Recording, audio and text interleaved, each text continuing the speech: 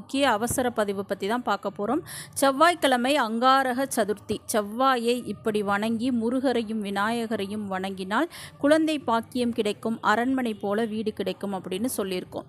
அங்காரக சதுர்த்தி அப்படின்னா என்ன அப்படின்னு பார்த்தீங்கன்னா, செவ்வாய்க்கிழமை சதுர்த்தி திதி வரும் பொழுது அதை அங்காரக சதுர்த்தி அப்படின்னு சொல்லப்படுகின்றது. இது மிக மிக விசேஷமான நாளாக பார்க்கப்படுகின்றது.